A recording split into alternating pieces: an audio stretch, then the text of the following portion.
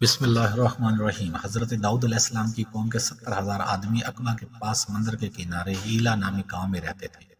اور یہ لوگ بڑی فراح اور خوشحال کی زندگی بسر کرتے تھے۔ اللہ تعالیٰ نے ان لوگوں کا اس طرح امتحان لیا کہ ہفتے کے دن مچھلی کا شکار ان لوگوں پر حرام فرما دیا، اور ہفتے کے باقی دنوں میں شکار حلال فرما دیا، مگر اس طرح ان لوگوں کو آزمائش میں مبتلا فرما دیا کہ ہفتے کے دن بے شمار مچھلیاں آتی تھی اور دوسرے دنوں میں نہیں آتی تھی۔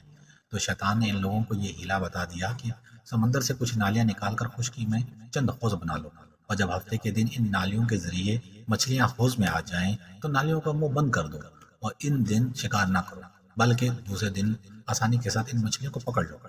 ان لوگوں کو یہ شیطانی ہیلا بازی پسند آ گئی، اور ان لوگوں نے یہ نہیں سوچا کہ جب مچھلیاں نالیوں اور حوض میں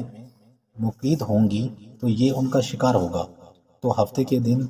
شکار کرنا پایا گیا جو ان کے لیے حرام تھا۔ اس موقع پر ان یہودیوں کے 3 گروہ ہو گئے۔ کچھ لوگ ایسے تھے جو شکار کے اس شیطانی ہیلے سے منع کرتے اور ناراض ہو بیزار ہو کر شکار سے باز رہے، اور کچھ لوگ اس کام کو دل سے برا جان کر خاموش رہے، دوسروں کو منع نہ کرتے تھے، بلکہ منع کرنے والوں سے یہ کہتے تھے کہ تم لوگ ایسی قوم کو کیوں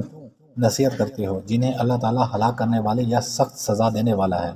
اور کچھ وہ سرکش و نافرمان لوگ تھے جنہوں نے حکم خداوندی کی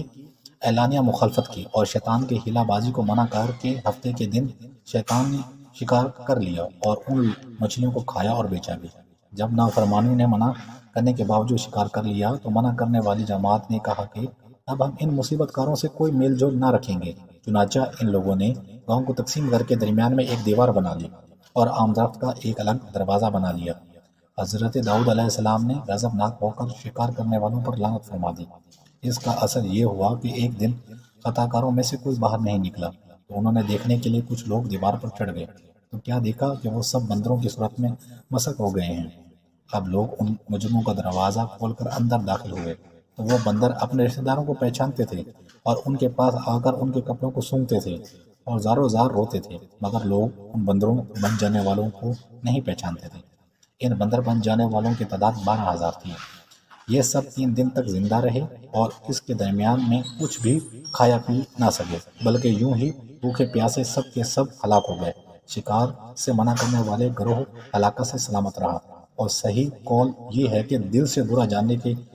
جان کر خاموش رہنے والے بھی اللہ تعالیٰ نے ہلاکت سے بچا لیا۔